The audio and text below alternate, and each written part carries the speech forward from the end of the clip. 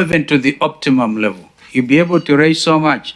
Kenyans will willingly give, but not when you have 20, I think, how many items. You'll be hearing from Honorable Eugene Wamal on the number of some of those things.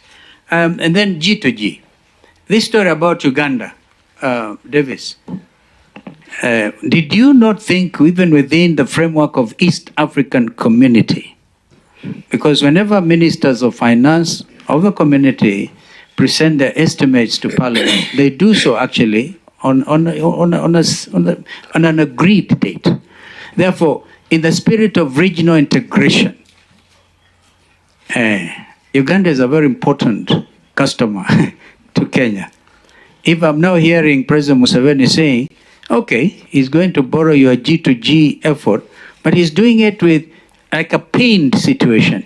Did you consult with Uganda before you went on your G2G arrangements? Those are some of my earlier my comments, and I think, I don't know. Thank you. I have yeah. Yeah, we'll hear Hassan Omar, and then we can hear Eugene. Thank you. To the contrary, Excellency, and Chirchir, I'm a big supporter of the G2G, but just with some minimum qualifications. I just wanted to know, I know that the payment is after the lapse of the 180 days through a staggered system. My question is, at what point does the G2G framework lapse? Now we have to pay the entire sum. And number two, are the prices hedged by any chance? Because yes, if today the prices are going up, there's a likelihood that they might also go down. I remember when I was sitting in the investigations on Kenya Airways, one of the things that was said to be fatal in the Mawingo plan or in the operations of Kenya Airways was hedging of the fuel prices. So the prices hedged. Number two, you might not have mentioned it directly, but you had mentioned it somewhere that there were very oppressive PPAs, power purchase agreements, that had been signed by certain producers of electricity. Is it time we bit a bullet and be able to bring some of them to either a close or to termination? And I know that sometimes the worry of governments is always the liabilities that come with that type of drastic action, particularly the fact that we have a very robust court and many investors look at Kenya. Without interrupting you, Hassan, you're referring to independent power purchasers or producers, right? Yeah, PPAs. Because that issue is also, in fact, I wanted Bill Lokero also to deal with it, but please continue. Yeah, so and then I overhear this whole issue about investment here, investment there, investment here. We are building this, we are building that. Will all these investments ultimately bring down the cost of electricity? There's a large allegation that the KPLC is owned by a certain mother of ourselves, and she sells this electricity very punitively to us. So I think if you might be able to address the supply chain, but in terms of now the demand, will you be able to enjoy more affordable electricity or cheap electricity? Hinga, the Excellency will tell you that I've been your biggest proponent here, very passionate about the housing agenda, because it's part of our social contract to give dignity to our people, and I heard you allude to it. You know, the irony is that in Kenya, as we create wealth, we must also bridge the gap to ensure that the dignity of the poor is improved. So we cannot just be saying that we wait for the economy to improve, and that's when we start to build houses. We must do both simultaneously or concurrently. But I just wanted you to clarify that this money is not actually for building houses. You're actually facilitating private investors to build these houses. All you're doing is to be able to do some bit of market risk, to take a part of the market risk, and number two, to structure affordable mortgages using the housing fund so that you can be able to have more Kenyans access these housing at affordable rates. Rugo, for you, I just had one question. I comment everybody agrees with you. And some of these opaque contracts are those like the Mawingo plan and the KQ. We are paying a certain bank. The Mawingo plan was designed to bring Kenya Airways down to benefit a few people. I think, what do you think is the sustainability of the government of Kenya? Why do you think Professor Ndung'u still has to pay for it when we know where the travesties were? We know who is benefiting. We know who the leader of that criminal enterprise is. Why are we still paying for the liabilities of a single person and a single individual? So I think I wanted to hear from you. What would you advise our government in these very important economic times to do? To keep Kenya always paying its debt, or to keep Kenyans a bit more engaged in terms of their day-to-day life issues? The last one, I think I don't have much of a question to Bill. I always read his comments, and to a large extent, I actually do agree with you. And that I, in particular, as much as I am a member of the Kenya Kwanza government, the KNTSC was a total fraud. It was supposed to be about market stabilization, and then the KNTSC ends up selling products more expensive than the market itself. So I'm hoping that an investigation will be done, and those responsible in distorting all these market prices and putting Kenyans into such loss will be taken to book. I think those are some of the kind of things we must stand for. But the last one, Professor Ndung'u, I think what I flagged in this whole discussion of the cost of living were two issues. Apart from our imports, is food and fuel. And fuel is tied to the dollar. And I really liked your idea about the nominal exchange rate in terms of having an automatic stabilization. But what we hear is that people are holding on to these dollars.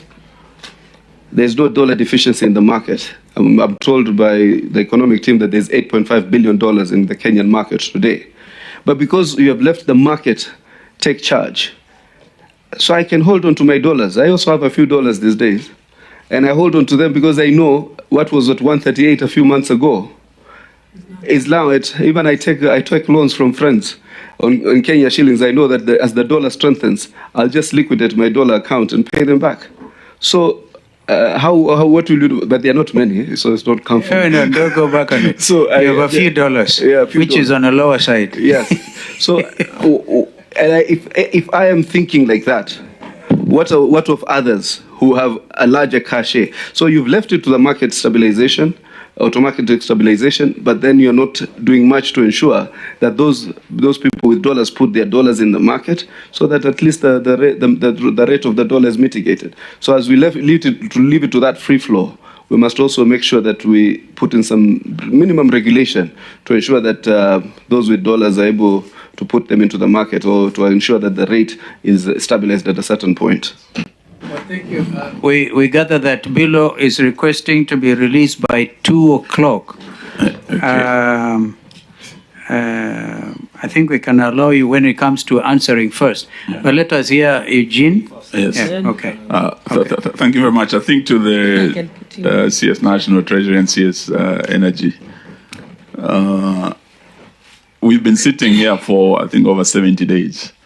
But one of the most shocking revelations that was made before this committee was by the Control of Budget about a new phenomenon called budgeted corruption.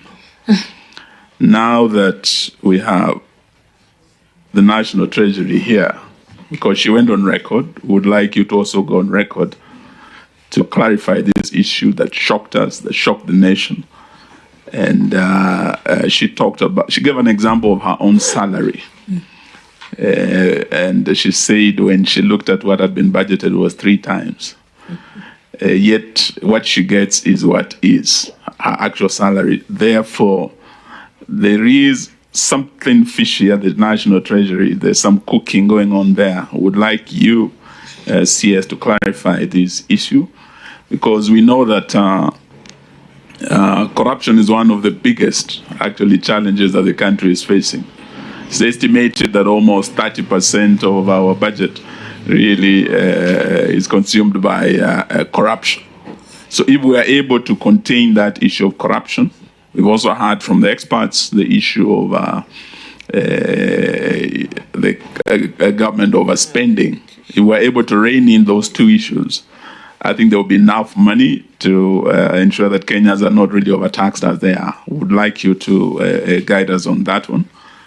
The other issue was also what has been referred to as the G2G. We were very concerned, and I think His Excellency Chair Kalonzo Musyoka has raised that issue. We've had concerns from our neighbors in Uganda about that G2G. There was some opaqueness to that deal.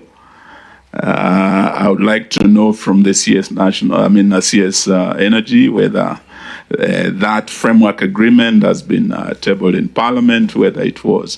There has been some lack of transparency to the extent that our neighbors raised concerns, and I think they're making some serious decisions based on what is happening in Kenya. I got from President Museveni's comments, and this is what he said. If you look at his Twitter, that without my knowledge, our wonderful people who are buying these huge quantity of petroleum products from middlemen in Kenya. A whole country buying from middlemen in Kenya or anywhere else. It's amazing, but it's true. This is what is happening. Why not buy from refineries abroad and transport through Kenya and Tanzania, cutting the cost created by these middlemen? We would like to know from the CS, because we are told our Ugandan neighbors, who are our biggest trading partners actually, are considering, of course, engaging Tanzania and other alternative routes, which will also have serious impact. Please enlighten us on that. The other issue is the issue of housing. We know that PS Hinga has been very passionate. I was privileged to have served with him in the last regime, and it is true that this was one of the key pillars of the Big Four agenda of the Jubilee administration that we served together. But of course, we ran into headwinds. Kenyans raised concerns. Kenyans went to court. And at the time, we had COVID-19 and other challenges. We did decide, and as government, I think, to shelve it. We know that this regime is equally passionate about this housing issue. But of course, you cannot mourn louder than the bereaved. The bearer of the vision himself actually was able to stand down.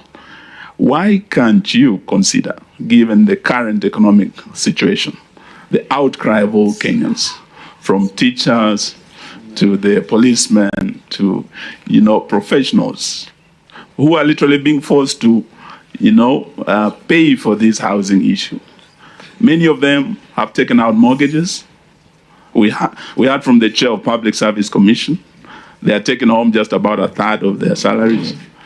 Many of them are going into depression. To add this housing levy on top of their very thin pay slips is the most oppressive thing under the prevailing economic situation. Why wouldn't you consider, as we did in the last regime, doing away with this for now? So that you don't have to do everything at once. As experts have said, you cannot load everything at once on this Kenyan who is already overtaxed. The other alternatives that we had, of course, the idea of job creation. There were those infrastructure developments. We did send money to the education sector, construction of classrooms, construction of, building of desks. This created local employment. We had the Kazi kwa Vijana, almost 2 billion monthly, putting money in the pockets of young people, creating employment. What we are saying is that you can still create these jobs without forcing this bitter pill of the housing levy on Kenyans at this time. Would you consider those alternatives? Thank you. Thank you. Okay. Catherine. Let's hear Catherine. Thank you, Chair. Sorry, Chair. I left something for the National Treasury. My point that you had referred to on the, I think we were expecting to hear from the CS National Treasury, because all the experts have said there are too many taxes and you need to review some. On fuel alone, as we heard from our earlier presenters, from road maintenance levy, petroleum development levy, petroleum regulatory levy, railway development levy, anti-adulteration, levy merchant shipping, levy import declaration, all this, plus VAT being doubled from 8 to 16. What Kenyans were expecting from you today is to know which of this you can realistically reduce, give them some relief in the short term, even as you're looking at the long term, and also the issue of the housing levy. Thank you. Thank you. Thank you, Chair. Having listened to the team that is before us, you seem to have really explained so much about the cost of living. But what are the efforts the respective ministries and PSs are making to explain the issues of cost of living to the most affected grassroots Kenyans that live here? The country is burning with questions. Why are you not getting out, honestly, to give these answers that you have explained here to us? It is imperative that you move out as ministries, as PSs, to give these explanations to the country. What consideration, again, has been given to the impact of cost of living, especially on women and people living with disability, who bear the biggest burden when there is fuel and tax rises or tax increment? We would like also to hear that. What impact have you done?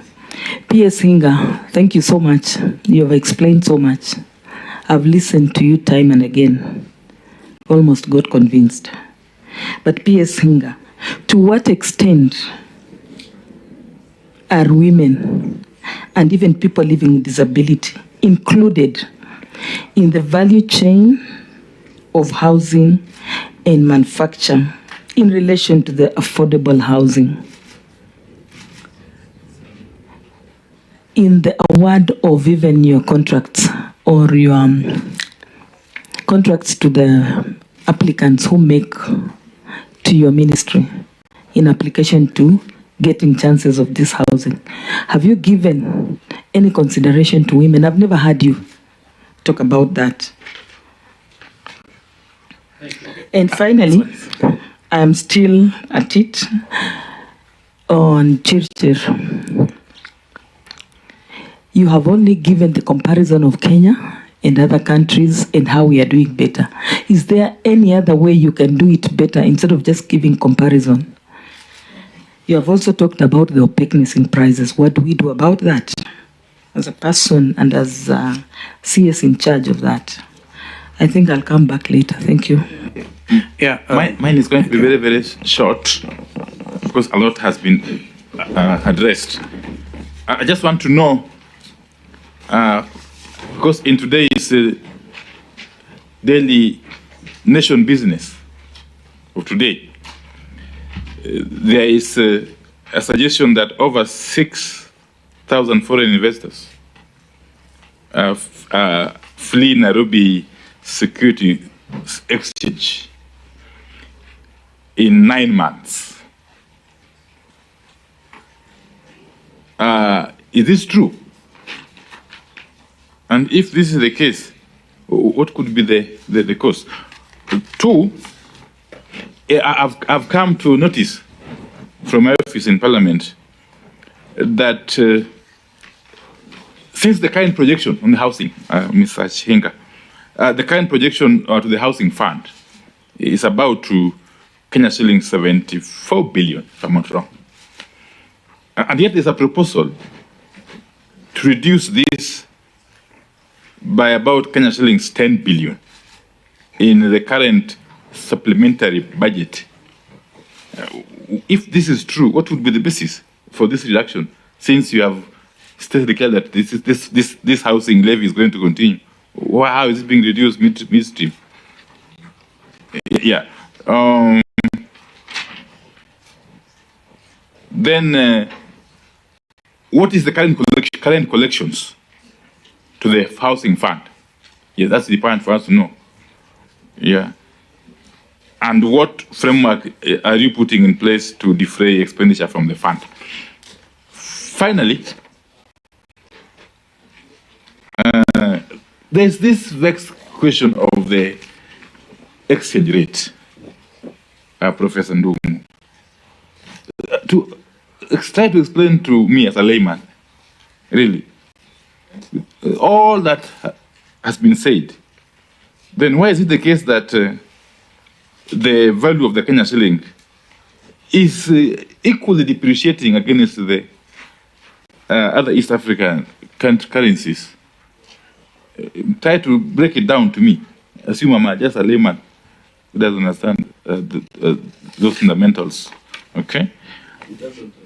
Yes. Now, finally, Professor Ndumu, of course, as a scholar, assume for the last 10 months or so, it's now a year actually, since the coming into being of the current administration, when all is said and done, and after all the experiments, if I may call them so, yeah, now, what in your view is working and what is not working?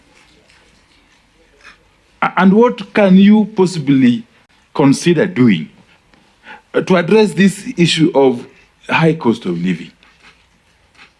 Because as you know, it's one issue that won't be swept under the carpet very easily. It won't. Okay?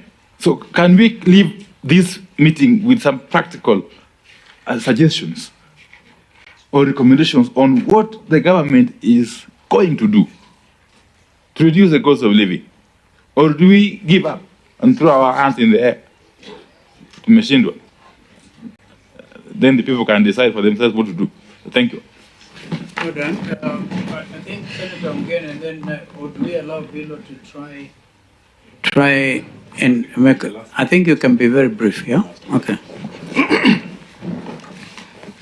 Yes, thank you, Chair. Now, the first one is to CS Energy. From the table that I have before me, fuel lands at a cost of 123. When you add taxes, it goes to 217. And it seems taxation on fuel can have an impact on tax collection. I read last week that KRA has missed its target on fuel by 1.2 billion in the first quarter of 2023-2024. And that's a negative effect on our desire to collect taxes. Now, CS, this is the statistics. That's the real position on the ground. What should be the way forward, bearing in mind also that these high taxes have a very high cost, a very high impact on the cost of living? Number two, this issue of subsidy related to the 80 shillings that Kenyans bear as a tax per litre of fuel they consume. They understand it, subsidy is a measure the government puts in place to lower the cost of fuel or the price of fuel so that you cushion the general public. Now, we all agree that the cost of fuel is beyond the reach of many Kenyans as we speak. Some countries like Mexico, President Lopez is using subsidy to cushion the citizen. Doesn't the government feel the pain of Kenyans, the suffering of Kenyans, to consider this issue of subsidy? Now, to the CS Treasury, this process has been very consultative, CS Ndungu. This is maybe to CS Ndungu and housing. Now, listen to the situation on the ground. The chair of public service told us that because of this sudden increase in taxes, including what you are calling an investment on housing levy, civil servants are undergoing serious depression. And those are the Kenyans you tax to give service. They are undergoing serious depression. These are the statistics from the public service itself. About 12,532 public officers have sought psychosocial support in the financial year 2022-2023, a steep rise from a figure of 6,600 in the previous financial year 2018-2019. In terms of what in their pocket, Hinga, is that about 17,000 of the public servants are earning less than 1/3, and they will never benefit from this very ambitious housing development agenda of UDA. So they are not going to be able to take mortgages for the houses you are building. Now, two proposals have been put on the table. The first one is the public service itself, and these are policy shift even as we are waiting for the cost case. They propose that to cushion these poor public officers, you consider housing levy to be taxed at basic, not gross. That has come from the public service itself, control of budget, and parliamentary budget office. The second one is even more, I think, maybe controversial and reasonable. The public service argues that this investment you are doing, there are a number of public officers who have already taken mortgages, and you cannot force them to take another mortgage. Their payslip can't take that mortgage. And the public service is proposing that they should be exempted from this additional housing levy so that you give relief to them and boost their performance. What would be your comment? If you permit me, I will ask Biro Kero. Biro Kero, we have worked together before in anti-corruption, and the statistics that we have as Kenyans is that Fuliza has grown spontaneously since the launch of the ASLA fund. How do you explain this when the government has opined that the ASLA fund has been fairly successful? And then maybe finally, there is a comment that was made here by the controller of budget that at times we budget for corruption. This is to you, CS Treasury.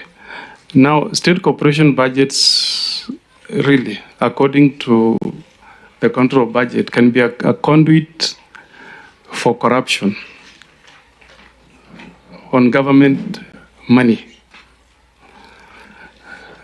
That being the problem, CS, what would be your recommendation on the way forward? Because the people who have spoken here have said corruption actually contributes largely to the high cost of living. Then the El Nino allocation, CS, has this money been spent or it's lying somewhere? Thank you. Thank you. I think we can now begin answering sessions, but not before I make just a small comment. You know, I was not here the day Margaret Nyakango made her confessions, or so to speak, but I find her confession to be a typical Kenyan problem. If you read our constitution, Article 228(5), on the responsibilities and the roles of a controller of budget. Allow me just to read it verbatim so that we have it on record. The controller shall not approve any withdrawal from a public fund unless satisfied that the withdrawal is authorized by law. So here you have the person that the Constitution has given the responsibility of ensuring that any withdrawal from the public kitty is her mandate. Then she comes before the committee and tells us, I have seen this being budgeted elsewhere and I don't know how money is being lost. Surely, with that confession, I thought probably we should have asked her to resign. Because if you are allowing withdrawals through what is now being revealed to the committee and called budgeted corruption, then it means either you're incompetent or you are part and parcel of those that are stealing from us. Order. End of order. Honorable Chairs, there's a statement which is circulating attributed to the CS for National Treasury. It's dated today. It's a statement in response to the allegations by the Controller of Budget. I just wanted to, as you answer Professor Ndungu, perhaps address the issue in your statement, because it has just come before us now, on page 2, where you claim that for financial year 2022-2023, approved budget for personal allowances for the Office of the Controller of Budget was Kenya shillings 7.3 million, which was reduced to Kenya shillings 700,000 in the supplementary budget. Yet actual expenditure was only Kenya shillings 50,000. And now come this financial year, you still go ahead to budget for Kenya shillings 7.5 million. What would have informed this budgeting if the previous financial year, the only expenditure was 50,000 shillings? Down from a budget of 7.3 million. Is this what Nyakang was talking about? Kindly, thanks. Yeah, and I think I will answer that, Your Excellency, because I think we are looking at personal allowances and salaries differently. Yes. So yet I have yet, itemized Prof, that. Yeah. Yet, Prof, before you answer, I want us to lift the work of this committee beyond incriminating other people, because we may not have the ability. I mean, unless we call them for come and respond. I think there's a principle in law which says at some stage, let the laws lie where it belongs or where it is. I would therefore, I know that Aaron feels very strongly about this, but I think we need to be able to moderate even ourselves, because there'll be things which may be unpalatable. We've heard of new and old state capture. We have heard all those things, and without even bringing names. So I personally think that we should avoid a situation where we reduce this session into discussion of the control of budget. Thank you. But, Mr. Chairman, I think Aaron was alluding to a statement where he was not there in present, but he's just giving a comment on the same.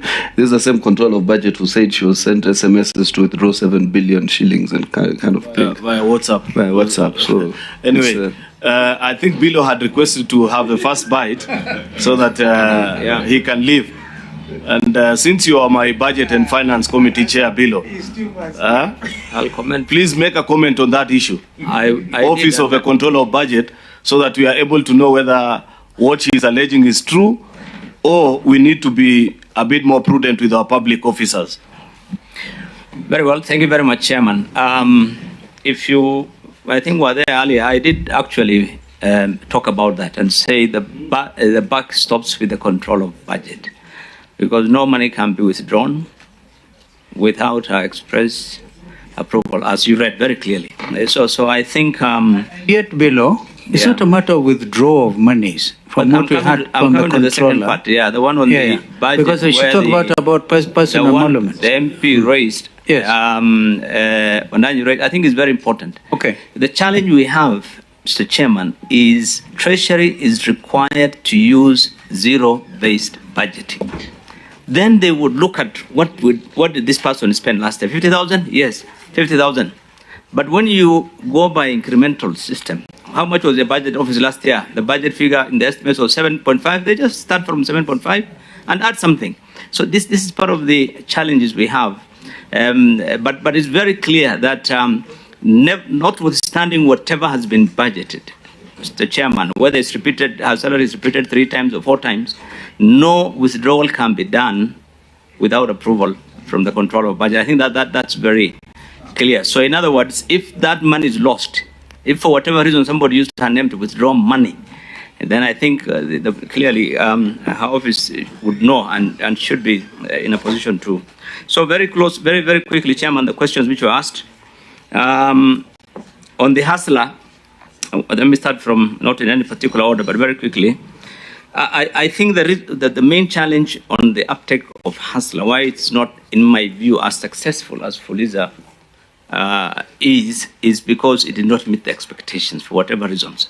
I think people expected probably the amounts to be higher, or but the fact that the interest rates is only 8%, and Fuliza has much more, has a higher percentage, did not stop Kenyans from continuing with Fuliza. And now you'll see that in Fuliza the default rate is nil. With Hustler the default rate is 20%. And the uptake is low, and this is why Treasury, I think, probably was able to reduce it to 5 billion. So I think probably the expectations people had from government. On a lighter note, I heard C.S. Ndungu say he's actually a member of Hustler Fund. Well, I think he does that as a minister responsible, maybe to monitor the uptake or whatever. Yes. But I think Mr. Professor Ndungu cannot be that kind of a hustler. But it's important that we take note, underline what the CS Treasury said about market. Let us incentivize the markets to do their work. If we really looked at what Fuliza is doing, and government looked at, start with Fuliza and probably looked at some of the challenges, they would not need to allocate money to do Fuliza's work. If government looked at incentivize the housing, the construction, the contractors, in terms of tax remissions, in terms of granting bank facilities or lower bank, so I think then you would not have needed Kenyans to be taxed 1.5 plus 3% to fund housing. I think the market thing, Bwana CS Treasury, if it is important that you put your foot down on your colleagues, that let us not try and do everything as government, because that money will come from taxpayers and we don't have the money. On the IPP, Mr. Chairman, I only want to comment and say that there was a very, very good report in September last year on the independent power purchase agreement by the task force, the presidential task force.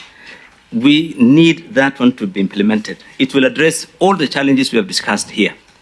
Do we have the political will to implement that power purchase agreement task force report, which was very clear, and eminent Kenyans actually spend a lot of time coming up with what needs to be done to address that matter. On the dollar, I think what the CS, I would advise the CS Treasury to do is, even now under his watch, the challenge that the reason why Kenyans are keeping $8 billion in their commercial bank accounts, and they're not, selling it to the bank, is because of the existence of the dual exchange rate. It is there up to now. Let him do away with that. Why would central bank tell you that the exchange rate is 150? When you go and want to buy it, is 156, 157. So I think if that is not there, nobody will keep that money. So the question of the shortage or the would disappear. The tax review, I have suggested, that there are actually taxes which are critical, and the most common ones are the levies. These levies are called levies, but they're in forms of taxes, and they're not being used for the purposes for which they were originally intended. This is why I said some of those levies need to be reviewed and need to be removed, really, and they're not adding value except making the cost of production higher. And the ones for fuel has been mentioned, for example, and the ones I have mentioned, things like the one for Agricultural Food Authority, the one RDL, Railway Development, which really it's not being used to service that loan, and so forth. So I think those are some of the taxes that, in my view, needs to be reviewed. Then on the market, the dollar is still on the dollar. I heard the CSA, this thing was managed. But let me tell you, in any country, because of external shocks, to insulate the economy, the manufacturers and businessmen and everyone from sudden volatility, any country you go in this world, central banks do intervene in the exchange rate to avoid that sudden volatility. It is normal. If, for example, the shilling today goes to 200, central bank cannot just sit and wait. Tomorrow, people who are doing business, there'll be chaos. You have to try and go to the market. And this is what I think has been happening in the past. And I think that can still happen. But what we are seeing is that there's need to really address that issue. My worry is that government of Kenya seems to depend on IMF. That IMF tells you your sharing is overvalued, and so we just go back and say, okay, and relax. But I think we need to look at the economy critically and to avoid that kind of thing. So, Chairman, 2 or 3 others I just want to mention very quickly. One, for the cost of living. For cost of living, I think, and I've said it very clearly in my report, we must review every policy and regulatory proposal in terms of its impact on the cost of living before Cabinet and Parliament approval is sought. I think this is important because you see every day, a department, a ministry, coming up with something. We're going to introduce this. We're going to charge this. We're going to change this. Every change of policy that has an impact on the cost of living should not be taken, to Cabinet and Parliament until it has been examined clearly in terms of its impact on the cost of living. I think this is important. There was a bill last year in 2021 before Parliament to amend the PFM, Public Finance Management Act, to give members of Parliament to require that all loans must get prior approval from Parliament before Treasury signs the dotted lines. I think that is critical, gentlemen and ladies. This is critical. Otherwise, we will continue getting Parliament as a rubber stamp, approving loans which have been signed in London, in Korea, in Japan, anywhere. And, I think it's something that law needs to be revisited. It's critical. Chairman, very quickly, the last 2 I want to mention is that, in my view, to address these challenges on the economy, because there is a disconnect between what Kenyans feel about the state of the economy and what needs to be done and what the government thinks. I think it's time we have a national convention on the status of the economy with the right stakeholders. You have to get, the people who are in business, you have to get the professional and business organizations and forums, you have to get the farmers, the industries, and so forth. Let us discuss really this issue about our economy, because there are challenges. Government does not engage adequately with business. That is the challenge. And so we can't just, as government, come up with rules and regulations, and then businesses feel there sometimes. And there are sectors where people are engaged, but I think there are many, and there's benefit. It will give government an opportunity also to listen. Listen to the farmers. Listen to the industry, to investors, to SMEs. That is very important. Instead of just, a top-down approach. Lastly, I think I want to conclude by saying that the question of spending, as Dr. Ruto said, is critical. Unless we cut our clothes to our size, we will continue to be talking in these forums. And I think the argument by Treasury, and I heard what the CS said, that we cannot just, which expenses will be cut. I think clearly what we know is that if you take a pen and paper and go through the printed estimates, really, there are things which are not a priority. There are things which you can defer. Even needs can be deferred so that you don't get into a bigger crisis. I think it's important we review the question of spending so that we can keep this country in one piece. Otherwise, we will go over the precipice. This is my thoughts. Thank you very much. We thank you, Honorable Bill Okero. Do we follow that order? Yeah. We follow that order. Okay, thank you. Okay, Dr. Abram. Thank you, Co-Chairs. I was asked 2 questions. One, Bill has responded to a bit, but first I was asked, is it true that 80% of Kenyans, I want to also encourage the PS for housing to refer to national statistics. He referred to documents by other people out there. We have a national census 2019, which is what we use. This is what it says. There are 12.1 million households in this country. They are divided between rural and urban. Rural are 7.4, urban are 4.7. 86%, that is 6.3 in rural, own their own homes. That's the figure I was referring to. Maybe just to clarify that. Yes, 86. And if you had my comment, I was saying, what is the need in the rural areas for building houses? Because he said he has written to every member of parliament asking for land. I don't think even any MP owns land in the first place, public land, but that's a story for another day. And 21.3 in urban areas own their own homes. The rest rent. a good number rent. The question is, do they have a problem renting? Is there anything across the world? Most populations live in rented homes, rented houses. Of course, we have a challenge. Is a challenge actually that there are no houses or that people cannot afford mortgages? I think let's address the right challenge. And that's why I say I think there's still a lot to be discussed around the housing. I will not belabor that. What to do with, why say cut taxes on one side and at the same time cut spending is indeed contradictory. It is not. The reason for that is that the more we discuss this as purely a revenue problem, the more we get it wrong, in my opinion. Because we seem to say all our expenditures are right. I gave up an example of the state-owned enterprises. If you go through the levies, a lot of those levies and rates are charged to maintain these state-owned enterprises because they have to get some money to keep them going, because that's basically what they established, and agencies. And in my opinion, I think that it will be of value to, first of all, remember those institutions, just to take us one step back, are also playing in this intergovernmental space where between counties and national government. Look at the number of them in the water sector. Look at the number of them, in the different frameworks, and we seem to be even creating more with the law. So there is a possibility to actually look at the efficiencies, and the Auditor General is on record, just flagging out expenditures that were not right. If you work on all those numbers, including the 2 billion that the current government has committed to confirm whether it's true that, as per the former president, that we lose 2 billion every day. If you do the math, if you were to cursorily look at that figure, 2 billion per day gives you about 710 billion in a year.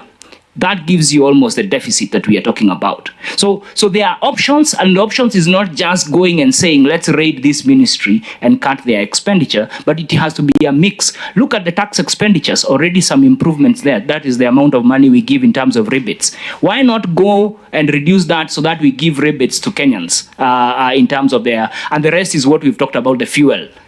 Must we charge everything? Because we are saying we are not in normal times. Yet there is something we can do. The last question, which was about KQ, I think a lot of these state-owned enterprises need to run on a business model. You don't make a profit, you don't run, you shut down. We don't go to save every other company out there. We should actually be saving, because right now, as we hear of capital flight, we should actually be working to save that. So we cannot continue to save companies that are not performing, yet performing, doing business. Kenya Airways, anybody who flies with Kenya Airways, despite the delays here and there, is fairly full. At least I have fallen. It's always fairly full. So I don't understand where the loss comes from, and it's the most expensive, just to also say, those are my thoughts, and happy to continue with this conversation. Thank you very much. Thank you so much, Abraham. We will now, I think we go to the PS, don't you think so? PS Inga, and then we come to the CSS. But even as you do so, the few houses that Kenyans have put up for themselves get demolished. That's the house.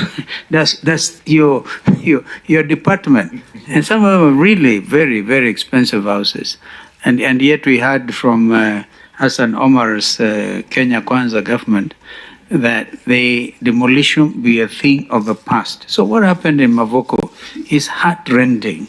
Does it prick your conscience? Does it really? Just for me, I should have put this to you, because you're such a marketer, and I know you. So today we are not going to get you to sweat, but please think about some of those things. Now you want me to start sweating, and I think I had done pretty well. If I was to answer the questions in a methodical way from the co-chair and the majority leader, he spoke about, other than the hinges, these other items, what is the policy intervention? One, what we have done is we have identified the 69. Number two, we have standardized them. It's very, very important. Why standardization? In Kenya, we don't have a standard door. We don't. Because a door in Kenya is basically the space that you leave after you finish building your house. Meaning that you must get a fundi to come and customize your door. And if we continue on that line, we will never be able to benefit from the large economies of scale. So it is important that, first of all, we standardize, and we have done the standard. We have come up with what is called a Juakali manual, which is available. We have given it to them, and with the standards for those 69 items. The next thing is to take this thing to Parliament so that it becomes now entrenched. We are discussing with our committee whether it is going to be as a bill or as a policy. I understand that there is somebody who had brought in a bill in Parliament. We'll see whether we can be able to ride on it. Your Excellency, the Honorable Vice Chair, I think when we talk about the housing levy being an investment in ourselves, we are actually not. We're not using it incorrectly. We are investing in ourselves. And how do we invest in ourselves? But is it a tax? You need to come out clearly. It is a tax. Yeah. So But why it's a do you tax. call it a levy in your presentation? A levy is a tax. A levy is a tax, there's no difference. Actually, just go take the definition of a levy from Wiki, and what do you call it? Wikipedia. It is a tax. Okay. And the CS calls it an investment. It's a bit But confusing. the effect is an investment. We're investing in ourselves, okay? Because we are taking that money and putting it in productive sectors that are going to be very important in the creation of jobs. But Mr. Hinga, let's be clear. You say a levy is a tax. Yes. Now, my own understanding, we've heard it from here, from various centers. A task, if it is a housing tax, then everybody, irrespective of who they are, will be subject to that tax. Correct. To tax. But if it's a levy, then you can even go on a voluntary basis. Those who want to, because there are people, for example, who are in their 60s, going to retire, or may have retired, and they're paying a housing tax. So they ask themselves, how will this benefit me? Because I'm just about to retire. But if it is a tax, then they, of course, they have to pay. And that is a punitive aspect that Eugene was talking about. Yeah. I think from the PS, I mean the CS's presentation is calling it an investment. An investment can be voluntary, and according to the priority of either that teacher, that lawyer, that doctor, that policeman. But what is oppressive about this is that you must pay it as an employer. It's cutting both ways, including people losing their jobs because they can't sustain this. Correct. Yeah. The CS didn't just refer to it as an investment. He actually qualified it further and said that this is an investment, not a tax. Yes. Please help us understand. Not a tax. Now you are contradicting your own senior colleague there. I said I'll come and rectify that because it's right up. Let me come at my turn to try and rectify that. Yeah, but as of now, we are hearing from Bwanahinga that this is a tax. This is a tax. And in fact, the CS actually called it an intervention. I heard you say it's an intervention. I knew it was a tax. Everybody knows it was a tax. When we dropped it as an issue of a saving, it was immediately communicated on Parliament as a tax. So I don't know where that misunderstanding has come from the last day of this presentation. Okay, and let's clarify. This housing levy is based on an amendment to the Employment Act. Correct. So it cannot be a tax. It is a levy, which is a tax. Now,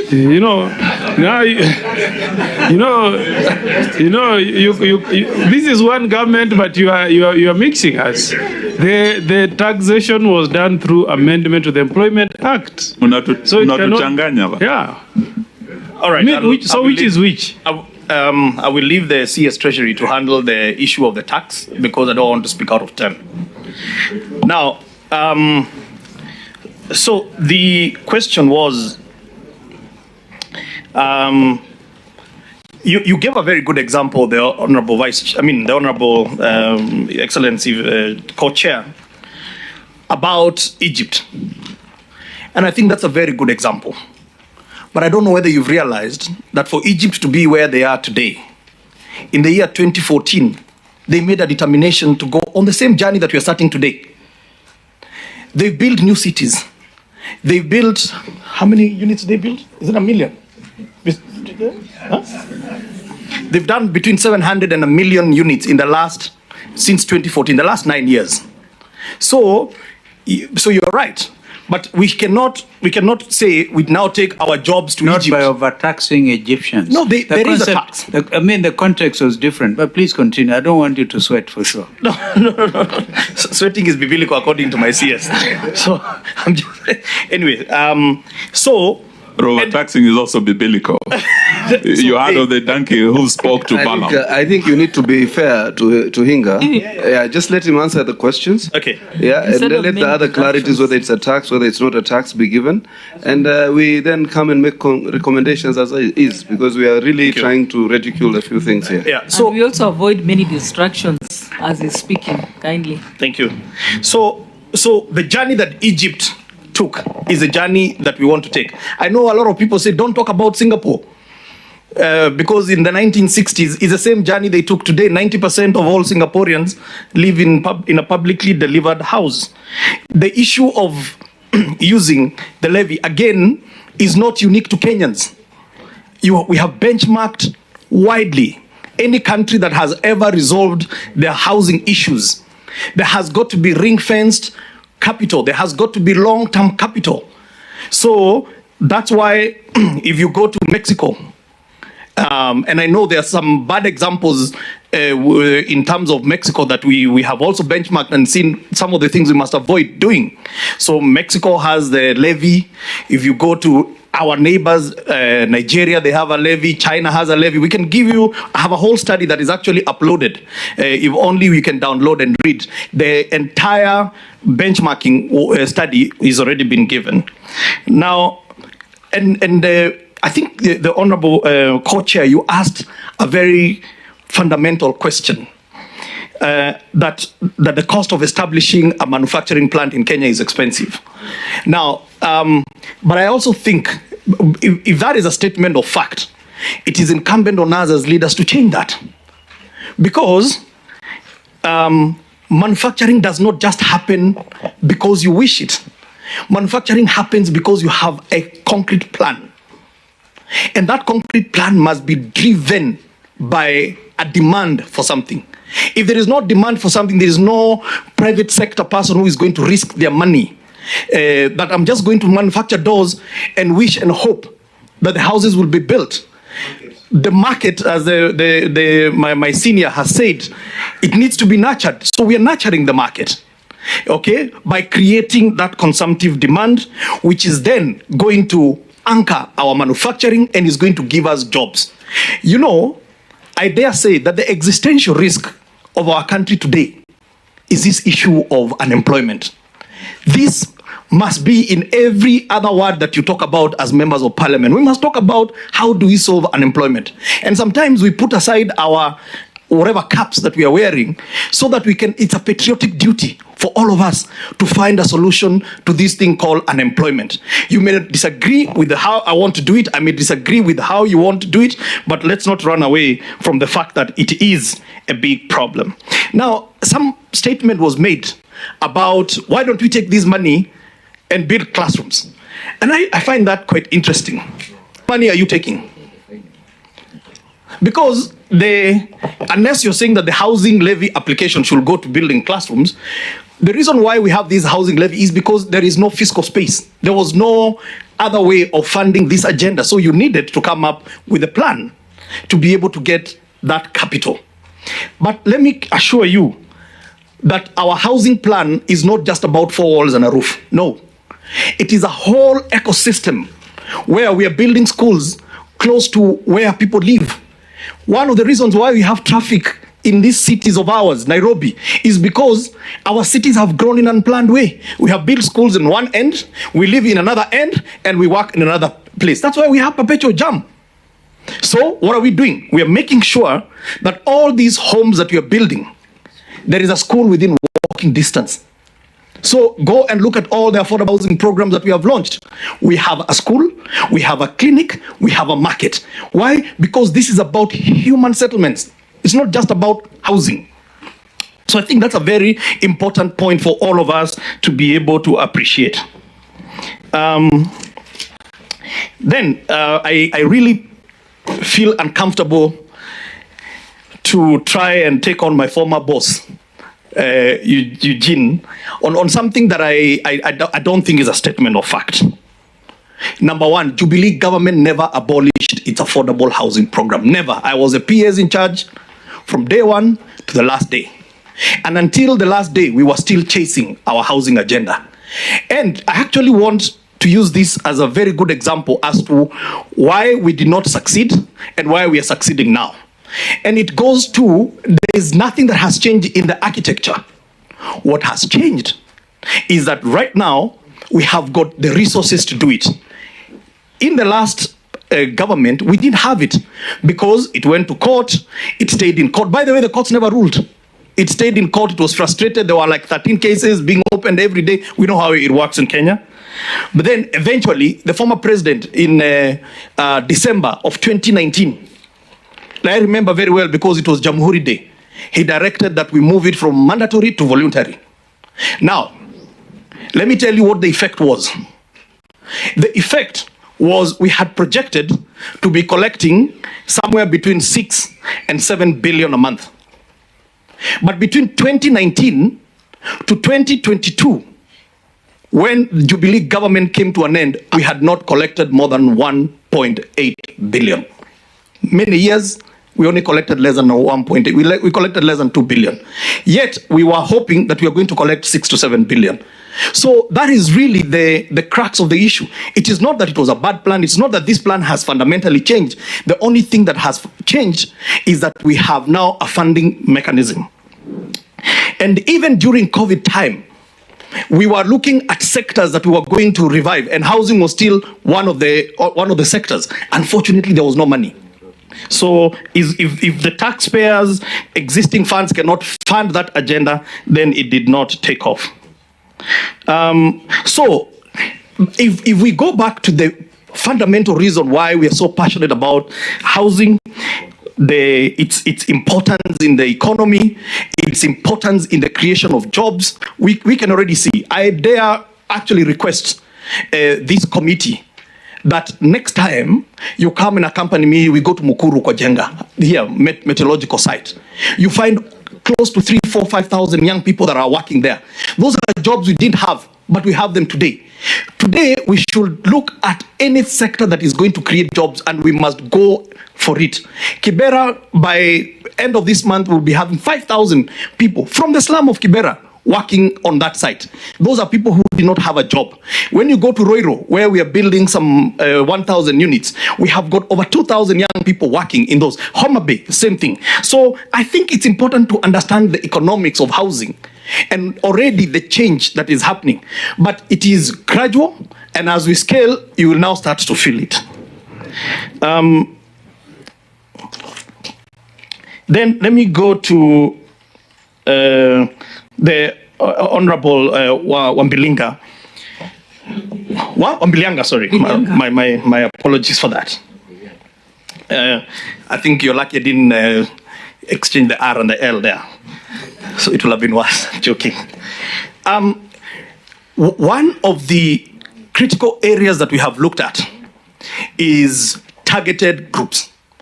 This affirmative action, because this program is actually finally going to have us realize the social dividend that is in our laws but has never been implemented, the 30% rule. That's why when we went to Starehe, when we were launching Starehe, we took a women group from Babadogo. They are part of what is called the Build Her. And by the way, those young ladies, most of them single mothers, are building wonderful products. They are doing all our joineries and our finishes. They are doing an excellent job. As though you knew I was coming here, this morning I was just chatting with the advisor to the president on gender, because I have gone out there and said, where are the women in construction? because we have ring-fenced it. We want the women in construction to take advantage of this particular agenda. So people living with disabilities, women, and young people are a key focus on this agenda, and there is something in there for them. And so in the coming days, as we roll out, you should be able to see that we are launching all these various chapters at the same time. Honorable Wandai, who I must disclose that is a good friend of mine.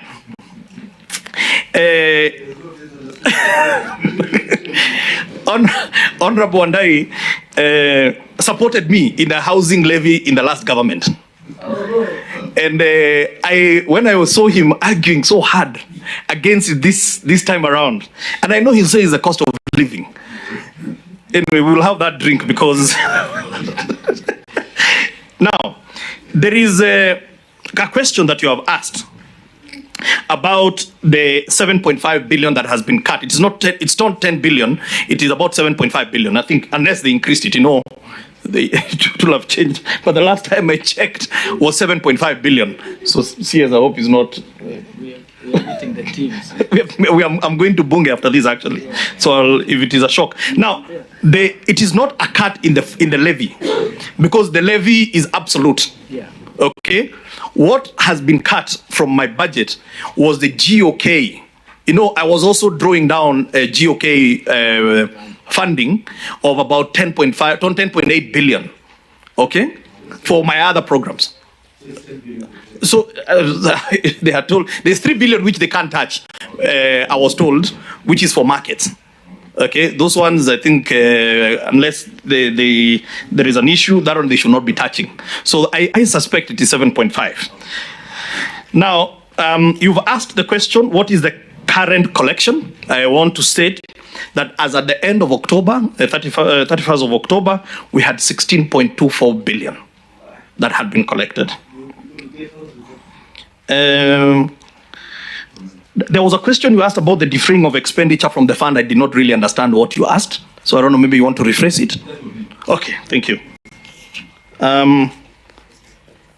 Okay, now, the issue about Public Service Commission is very interesting because I believe, if I'm not wrong, and the CS can back me here, and you can see the handkerchief, the magic handkerchief is out. The CS can back me up here, but I think all public servants got an increase in salary before the effect of the levy.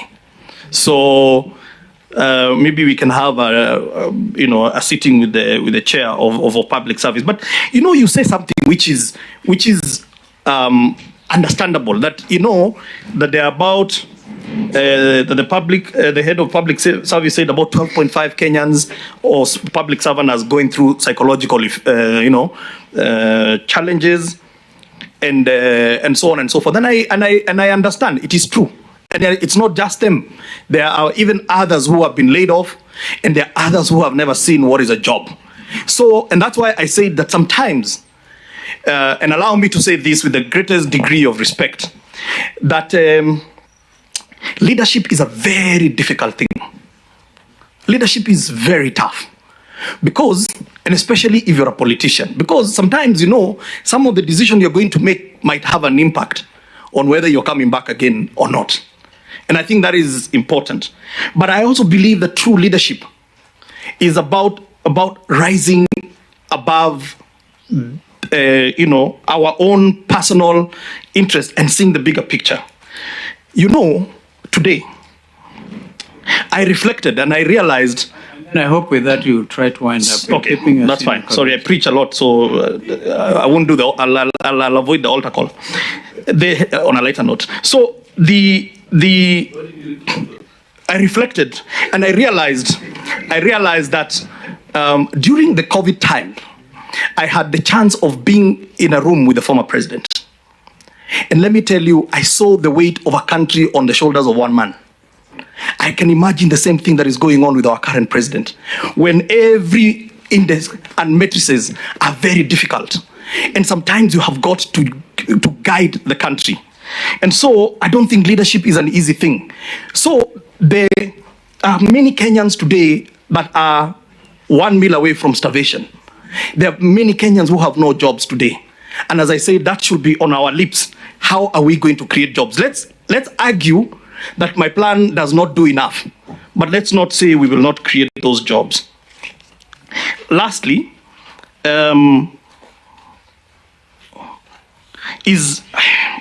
Abraham makes some very interesting points.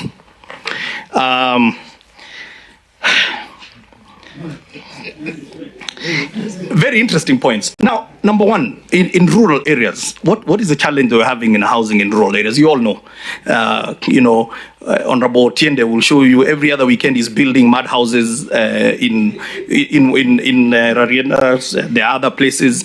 Why? Because our rural folks, first of all, the material they have used to construct is not the right material, number one. Number two, we having people who are fragmenting land that is meant for arable land for settlements. We are dividing all our arable land, and yet we complain that we don't have sufficient food. Number three, I don't know whether you've heard about something which is called rural slums. Our rural areas have also become slums. Okay, so the plan that we have, obviously, largely is an urban issue. That is important to state.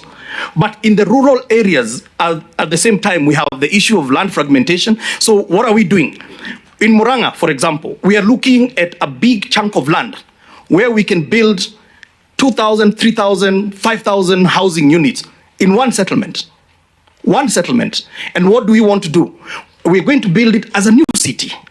So there will be all the amenities, and we want the people to live there and wake up and go to farm and then come back home, rather than continue fragmenting. And we want to take that to Kisii. There is no land left in Kisii. In some of these places, you know that there is a whole land fragmentation issue. So rural housing, we have a different program than the urban. Now, on urban side, 92% of the people in Nairobi, they rent. Now, the question that we need to ask ourselves, do you rent because you like renting, or you rent because you have no chance of owning? And the latter is the truth. Okay? So, and why are we saying owning is important? For us, owning is very, very, very important, because that house that you have earned, that you have owned, you can even use it as a collateral to go and start a business. You can use that home and bequeath it to your kids. So there is a whole plan that the Honorable Co-Chair, I would really like to have sufficient time to come and take you through, so that you understand that the plan is well thought out. Thank you. Now, I think we'll hear Davis. Thank you again. Excellency, I'll be very brief. And as wordy as... I'll be very brief, Your Excellency. Thank you again. Thank you, members of this national dialogue. The one that I want us to correct from the onset is where Honorable Ichung'wah did raise a concern about a bit of misinformation regarding what Citizen and KPC have published, that because the Financial Times did put an article, which I expect the Fourth Estate to have read, that if the Hamas-Israeli war continues, in the coming months, we are likely to see an accelerated increase in the prices of petroleum product, and that could go as high as $150 per barrel, not $150 per liter, as published by KBC. And it's basically looking at the future. It's an article which is published.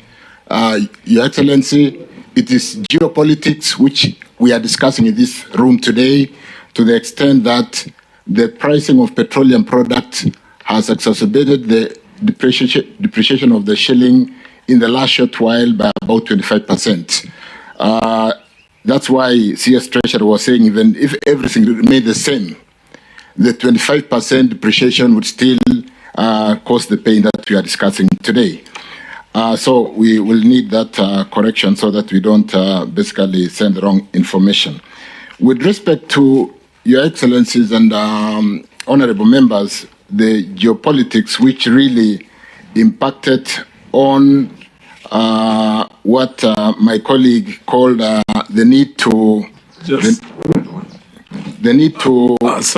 Sorry, Coach, I didn't get CS Churchill clearly from what you said and what is misleading, because we also don't want to accuse the media unfairly. They've been part of this journey. They are here with us until the end of this journey. I was just listening to what you're saying. I want you to tell us what you think was misleading. To $80 to $90. And I read an article in the Financial Times the other day because of the Hamas and Israeli war. That that the international prices could go up to $150. And that would literally mean our products going to a high of 300 shillings per liter at the pump. We hope it doesn't. Per liter at the pump. So where are you saying was misreported? Because we don't want to be unfair to our media. They are our partners. Thank you for playing that, because that's accurate. Yeah, the $150, we don't buy products out in the international market on the liter. We buy on the barrel. So the $150 is referring to the barrel and not to the liter, because the product are not traded internationally on liters. It's traded on barrels. And the article, like I said, it's published in the Financial Times, and I didn't quote Financial Times, does talk to the pricing is likely to go to $150 per barrel in the coming months. And that, when you bring to the liter in the market, is likely to really continue accelerating the price to the liter at the pump. And it could go as high. And it could go as high as $300. 300 shillings per liter. This is what has been reported. And it comes quite close to what Moses Kuria said, that it will be increasing, and he put it up to 260, which is not far from what you're saying. So we don't want the media to be accused unfairly. What is misleading I think about also that? you have to be fair. I think we have corrected perceptions on the media here on many occasions that the media has inaccurately reported. When Chirchir tries to correct perception, no, because this was raised by Ishungwa, so as for him to clarify. So suddenly when they are Chirchir and Kenya Kwanza is clarifying a misinformation, it is about independence of media. Order. I understood it the same way he's just clarified it. Hassan, No. Be fair to people. No, I think Hassan, take it easy. Davis, please continue and avoid reference to Kenya Kwanza. We are here as a committee. It's not Kenya Kwanza issue. Please. Whether you ask me or Kenya Kwanza, you're doing the same. It is a government of Kenya issue, which is a Kenya Kwanza issue. But he, what he said is exactly what he has clarified. Allow him to clarify. No, he has clarified. Your Excellency, I have it here in writing. Yeah. It has been thrown out there by KPC. It is written, Energy CS Churchill says the war between Israeli Hamas could see fuel rise to $150 per liter. It is in writing. So you could also validate that. I think you have done the clarification. Thank you. Let's move. So, Your Excellency and honorable members, I was basically saying the geopolitics, and particularly the post-recovery from COVID, is what has really, and we talked so much about the tightening of the monetary policy. In fact, if we didn't do what we did in Kenya, and which Uganda is trying to do, what Tanzania is trying to do, I bet the dollar to the shilling today will be way above 200. And I stand to be guided on that. The point here, Chair, and I'll take all the G2G questions because they've been raised by all the honorable members, so I take it in one hit. It's basically, remember, in May, June last year, before we went for elections, we were having stockouts in the whole country. And honorable members with our big cars were running around with jerrycans to stock fuel in their houses. And the oil marketing companies were arrested because we believed that they were holding petroleum when they actually did not have the dollars to offtake the product from Mombasa. At the time, Your Excellency and honorable members, we did the G2G. One company and a number of them bought the dollar at 149 as early as April. The situation was dire, let's not forget. So doing G2G for Kenya was one innovative way as an intervention. We did not expect that the tightening of the monetary policy will go on for 2, 3, 4 years. But it will be really lack of foresight for us as leadership, not like UK did not react immediately, and the dollar became stronger than the sterling pound. We reacted to basically forestall the exiting of $500 million every month, like I did indicate in my earlier opening statement, by ensuring that we could delay the dollar exiting the country, allow those dollars to play in the macro areas of the economy, food security, medicine, expatriation of the profit by other companies, rewinding of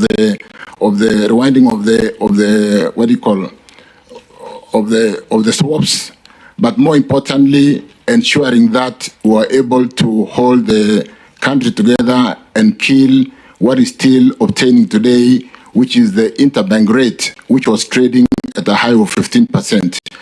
You go and sell your dollars, you're given 130. You go to buy, you are told the price is 145. And that came down to a differential of about 3 shillings, which is what we know. So, having said that, I think it's important to basically say it was an intervention. If the tightening of the monetary is eased today, there is no reason why we will not go back to OTS. And more importantly, our G2G trades on the platform of OTS. It is an open tender. We did have the governments who are supplying to compete. It is not a government to government per se, in that, like I said, it is off balance sheet. Government don't trade in petroleum. It is still traded by the oil marketing companies who work with the international oil marketing companies who are owned by other governments, and the only G2G is coming in to do an MOU and to do a framework agreement, but the commercial agreement is being left to be done by the local oil marketing companies and the international government-owned oil companies who are giving us the product. And I'm giving this background because it will be important in the context of what's happening in Uganda today. And being a sovereign state, and we've presented a cabinet paper to support what they are doing. And I want to say, Your Excellency, because you asked this question, we've worked very closely with my colleague from Uganda for the last almost 6-7 months in trying to understand and go this route. Because Uganda, with their refinery and the fact that they want to export products, want to build their UNOC. UNOC is Uganda National Oil Company. And they want to kind of get capacity to be able to handle products like the way we do in Kenya. And what has then since happened is, like we did change the regulations to allow G2G to trade, because it was only an OTS. Our regulations only allowed the OTS frame to be able to trade in this space, and we did amend our regulations. What Uganda is currently doing is amending their act, Petroleum Act, to allow UNOC to bring products to Uganda as on Uganda balance sheet. I think it's important to say that, though I did say I don't want to really go much into. So Uganda, unlike what we do here, will be bringing products into Uganda and expiring the trading by the oil companies in Uganda. So the bill is in the House. There is need for some marketing for the thing to go through the House, but I don't want to go into that space. But so much to say, it's a space we have worked together very closely. In our cabinet paper, if I picked one sentence, Kenya will stand to benefit, because today 90% of products in Uganda are traded through our pipeline in Kenya and Mombasa port. And when they do what they are doing, 100% of the product, including the 10% which comes into Uganda through Tanzania or Dar es Salaam, will all come through Kenya. So there is absolutely nothing wrong in what Uganda is doing, to the extent that we might see a slow in the dollar, which is coming because of the export products, and which I did say the DPK is still trading on the dollar anyway. That was the situation on the OTS. The dollars were exiting immediately. They were not sitting in our economy for 1 minute.